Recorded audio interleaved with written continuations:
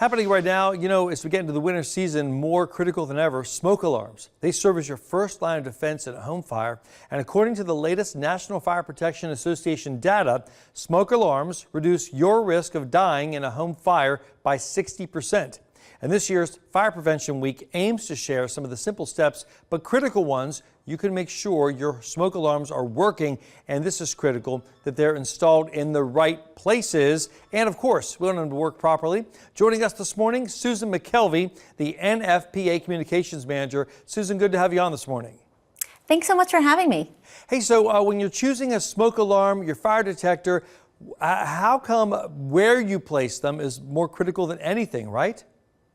Right, so you want to make sure you have at least one on every level of your home. If you have a larger home, you may need more than one, but the key is to have one on every level of the home at a minimum, including the basement. You also want an alarm in every bedroom and near all sleeping areas. Collectively, the alarms in all those locations will give you the warning time you need in the event of a fire. All right, so you chose the phrase smoke alarms, make them work for you as the theme this year for Fire Prevention Week. Why did you make that? How are we going to make them work for us? So consider this, the majority of home fire deaths that occur in the U.S. occur in homes where there are no alarms or no working alarms. So we know the power that smoke alarms have in saving people. By making sure that they're working properly, you are adequately protected in the event of a fire and have the time to get out safely. And you need that level of warning to get out. It's just so critical to safety. You really can't afford to be without them. I know we always warn people when we have the solstice change, when you're getting ready to fall backward or spring forward. That's always a good reminder to change the batteries in your smoke alarms. Where should we also make sure we're installing them? I know you went over it briefly, but should every single room in the house or just the ones where our people are sleeping?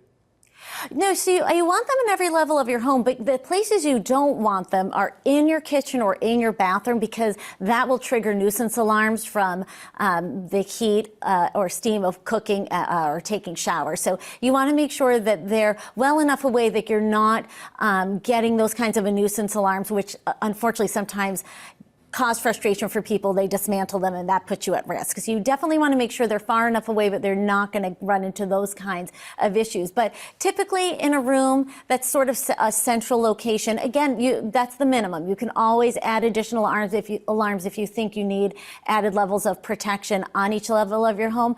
A good tip though, if you are really having concerns or questions about where to install alarms, feel free to call your local fire department. They're there to help you. They would be more than happy to come out, take a look, and help give you some guidance on what you would need to ensure that you and your family is adequately protected. Susan, I can't tell you how many times you walk through the house, you look up, there's the smoke alarm sitting right there. The light looks green, so I'm assuming it's working all right. How do we know if our smoke alarms are actually working or if it's time to replace them? Is there an expiration on them? There actually is, and you bring up a great point. I think we have them in our homes, we assume they're working, but you can't make that assumption. Smoke alarms need to be tested once a month. Simple to do. You press the test button on the alarm and make sure it sounds when you do. But you also bring up another good point, which is that smoke alarms don't last forever. They have a life limit of up to 10 years. So what you can do is look on the back of the alarm, and there's the date of manufacture there, and you want to replace the alarm 10 years within that date. Hey, Susan, what if we change the batteries and it continues to chirp? Because I've had mine do that before. I know, we've all been there. You think you're doing the right thing because you think the batteries are running low. You replace them and you're still it's still sounding. Right. Yeah, so one of the things you can do is try vacuuming out the alarm. Manufacturers will provide instructions, in the instructions that come with the alarm or on the back of it, or you can go on their website. But generally, you just want to try and get any kind of dust buildup, or if even sometimes like a spider can get in there, that can impact functionality. So that might help. There are also typically instructions on the back of the alarm. The type is very small, but the manufacturer lists what the sounds mean for the smoke alarm. It helps you do some troubleshooting. But if you're finding that you're continuing to have issues with the alarm after putting the battery in, after you've cleaned it, it's really just telling you that the alarm isn't functioning at full capacity anymore and it needs to be replaced. Susan McKelvey, great to have you on this morning with lots of great advice. I see the website behind you, fpw.org, Fire Prevention Week, a good place to get some more information. Absolutely. All right, thanks, Susan. Have a great day. Thanks, you too.